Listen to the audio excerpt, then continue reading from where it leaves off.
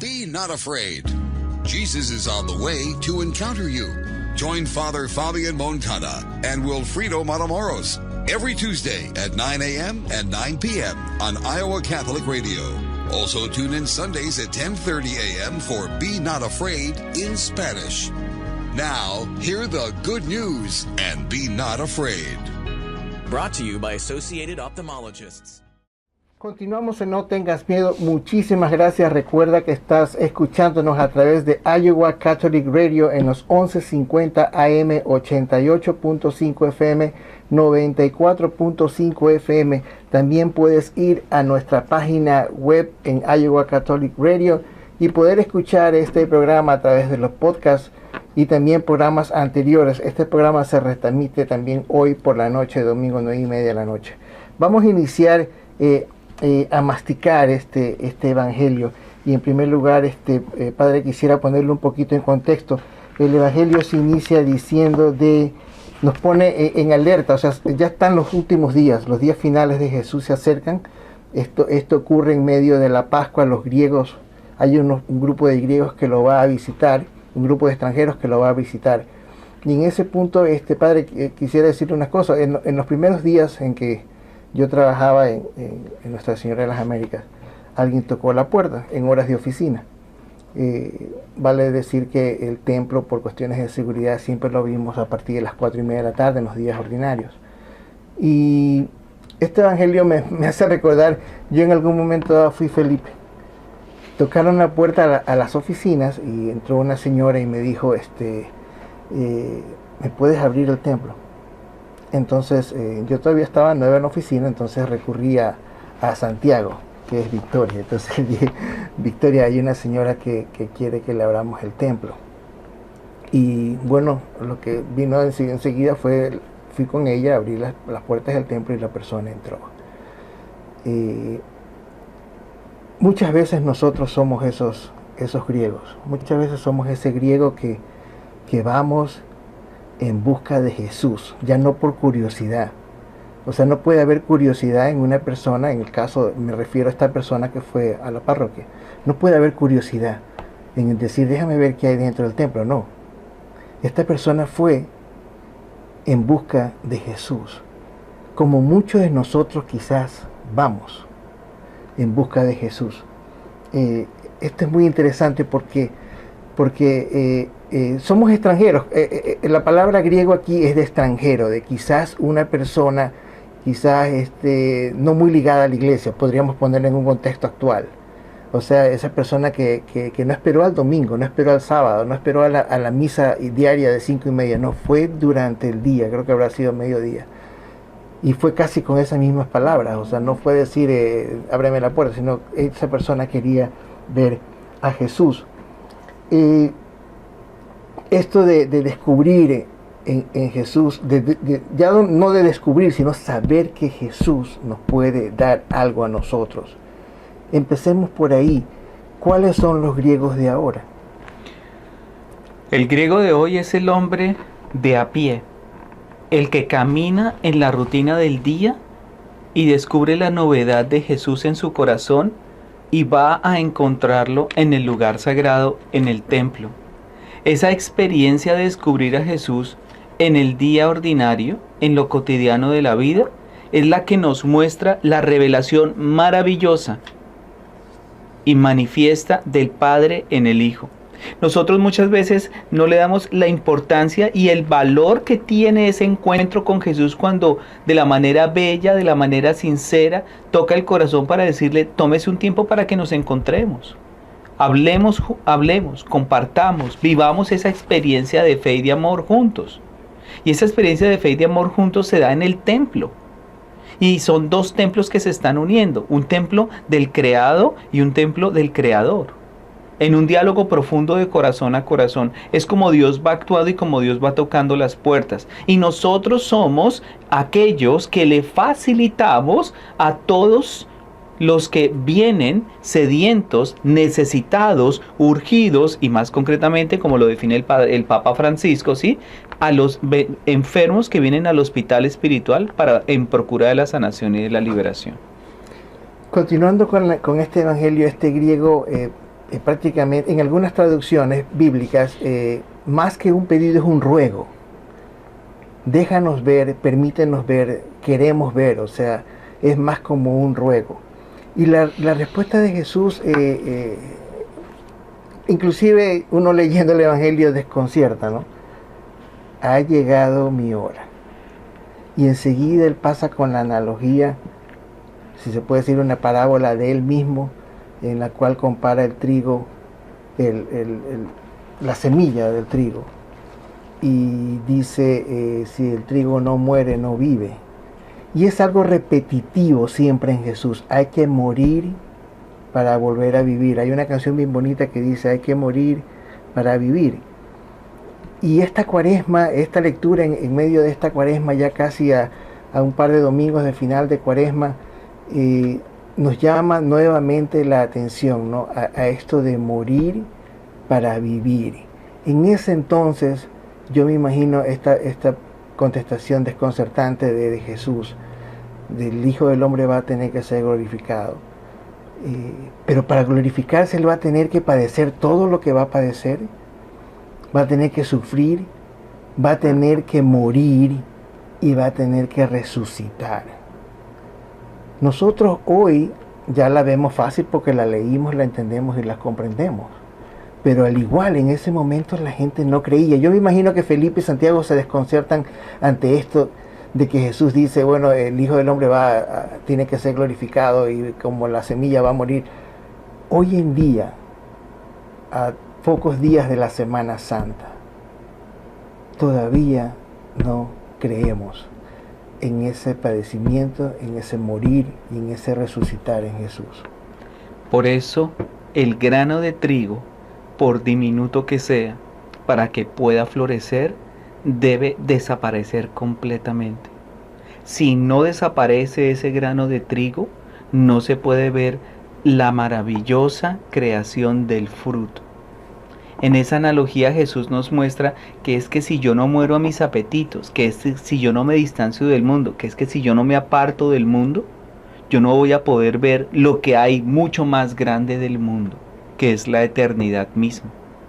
Esa analogía nos muestra de una manera muy pedagógica la necesidad de reconocer que somos pequeños, somos insignificantes y que solo a los ojos de Dios alcanzamos la grandeza para la cual fuimos creados.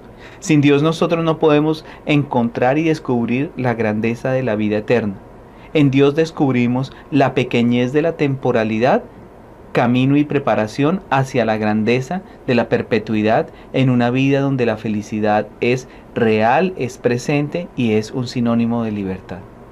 ¿Cómo bellamente comparar este grano de trigo, ¿no? Como me imagino yo ahorita ese grano de trigo, que si yo no caigo a la tierra, o sea, si yo no muero y no produzco, o sea, me quedo infecundo, no sirvo de nada.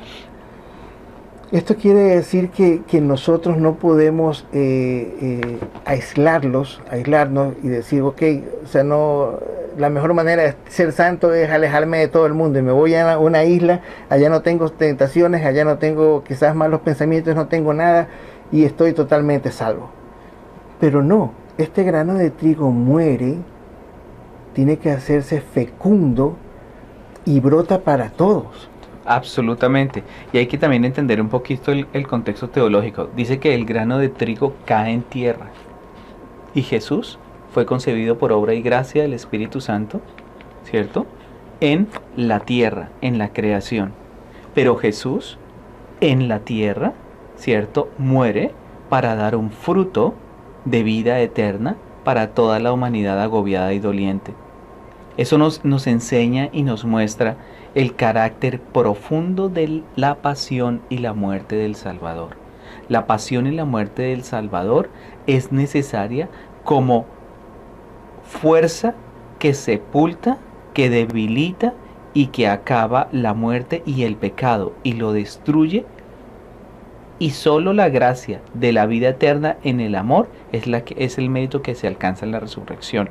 Por eso ese grano de trigo desaparece, pero no desaparece sin gratitud, no desaparece simplemente porque es un capricho, desaparece porque le da paso al florecimiento de la faz de la tierra. Hay un salmo muy lindo que se hace durante la vigilia pascual, ¿sí? Envíanos, Señor, tu espíritu y renueva la faz de la tierra. Y ese espíritu que renueva la faz de la tierra es el mismo que proviene del grano de trigo que ha muerto. En programas anteriores recordábamos lo de la película La Pasión de Cristo, y me acuerdo que conversábamos aquí sobre esa primera pasión de Jesús, que fue la del reino de Dios. Y sobre el reino de Dios hay muchas parábolas y al mismo tiempo también mucha paradoja sobre el reino de Dios. Y yo ahorita me pongo a pensar en este grano de trigo que cae a tierra. Ese grano de trigo también somos nosotros.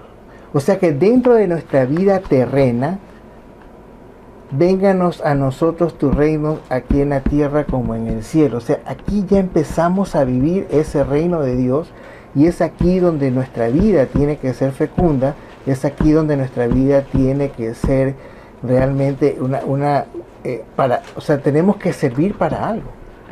Y sin lugar a dudas, el venga a nosotros tu reino es que ese reino solo es posible desde los ojos de Dios.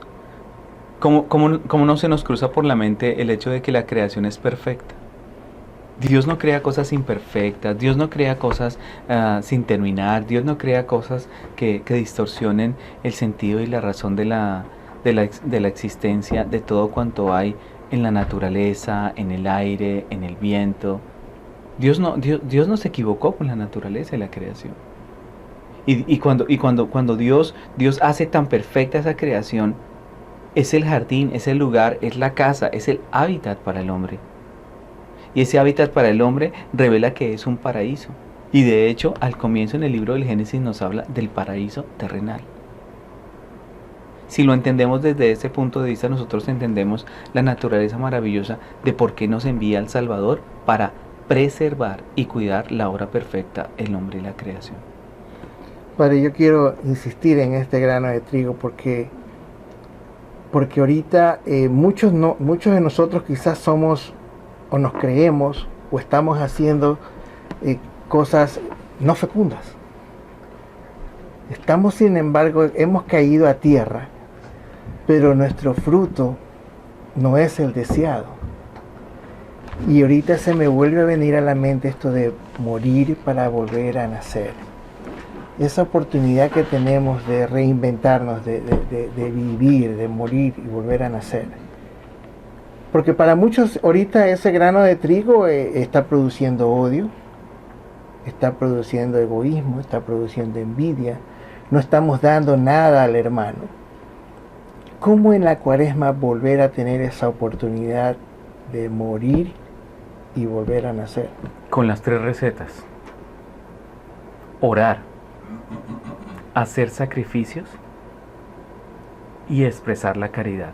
En la oración entro en diálogo con Dios, donde me muestra dónde me quiere y qué necesita de mí. En el ayuno yo encuentro la manera como mortifico mi cuerpo y mis apetitos, no solo de orden físico, sino también de orden espiritual, que no permiten que la luz y la libertad del espíritu puedan obrar. Y eso solamente es fructífero, da fruto cuando hago un ejemplo y una expresión de caridad para todos aquellos que lo necesitan. Yo creo que se le olvidó algo en esa receta. Porque de qué manera muero y vuelvo a vivir. Porque sin lugar a dudas, la manera de expresión de morir es el caritas, el amor. Tiene que ser consumido en el fuego la persona misma para darse al otro. Jesús se consume absolutamente en su naturaleza humana para en su naturaleza divina quedarse con nosotros en el Santísimo Sacramento de la Eucaristía. Pero antes de eso, ¿qué me da? O sea, ¿qué me da ese cambio? Yo le digo porque una de las cosas que usted más valora y una de las cosas que más insiste es en el sacramento de la reconciliación. Claro. Y yo pienso que ahí es donde realmente dejamos a ese grano de trigo que no es fructífero, que no realmente da un buen fruto, y tenemos esa oportunidad de realmente morir y volver a nacer. El sacramento de la reconciliación llega la creación afectada por el pecado, el creado afectado por el pecado, y es liberado a través de la absolución de lo que no le permite hacerlo. Pero también hay que remontarse a otra parábola muy linda, la de la cizaña. Entonces en la parábola de la cizaña lo primero que dice Jesús: no la toquen, dejen que crezca, porque al final se va a quemar y se separará lo que no es de Dios, y se separará lo que ahoga el fruto y la razón de ser de para qué Dios nos creó. Vamos a irnos a una pausa ya para entrar a la parte final del programa. Recuerden que está en el Iowa Catholic Radio por el 1150 AM, 88.5 FM, 94.5 FM. En nuestra página de oloa.com, oloadsm.com, ustedes pueden encontrar una pestaña que dice multimedia, y en esa pestaña pueden ir a revisar los diferentes programas que nosotros tenemos, especialmente No Tengas Miedo, lo estamos también colgando ahí para que los puedan ver en cualquier momento. Regresamos en un instante.